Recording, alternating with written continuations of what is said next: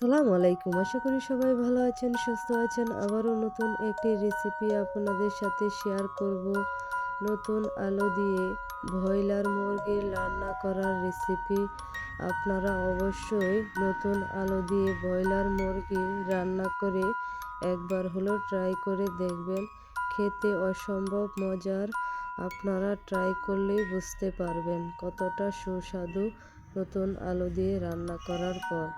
এখানে আমি 1 টেবিল চামচ দিয়ে দিব মরিচের গুঁড়া, হাফ টেবিল চামচ হলুদের গুঁড়া, দিয়ে দিব স্বাদ মতো লবণ। আমি মশলাগুলো দিয়ে সবগুলো মাংসের সাথে মাখিয়ে নিব। এখন আমি মাংসগুলো ফ্রাই করে নিব। এখানে ফ্রাই করার জন্য দিয়ে দিব পরিমাণ মতো তেল। তেলটা গরম হয়ে গেলে দিয়ে দিব মাংসগুলো।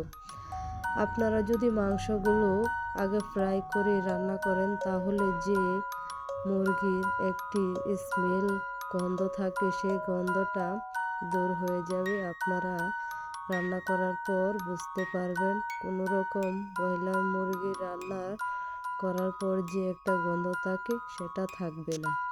আমি দিয়ে দিব 2 টেবিল চামচের মতো পেঁয়াজ রসুন বাটা।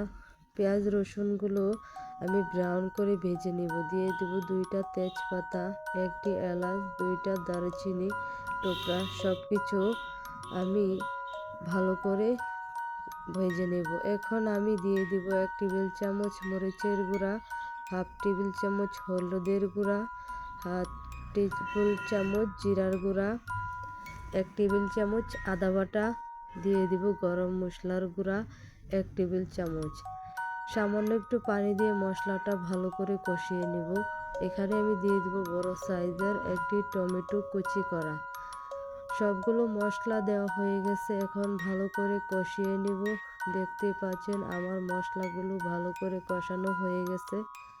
এখন আমি দিয়ে দিব যে মাংসগুলো। আমি এখানে মুরগির মাংস সাথে হাত, পা, কলিজা গিলা সব কিছু আমি একসাথে দিয়ে রান্না করে নেব।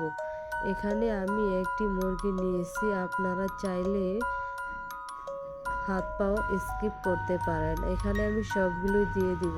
এখন আমি দিয়ে দিব 5-6টা আলু কেটে রাখা। আমি নতুন আলু দিয়ে রান্না করব। আপনারা যদি নতুন আলু দিয়ে রান্না করেন তাহলে বুঝতে পারবেন কতটা লোভনীয় হয়েছে এই রেসিপি। নতুন আলু দিয়ে রান্না করার পর খেতে অসম্ভব মজার হয়। আমার মাংসগুলো কষানো হয়ে গেছে। দিয়ে দিব সামান্য একটু পানি।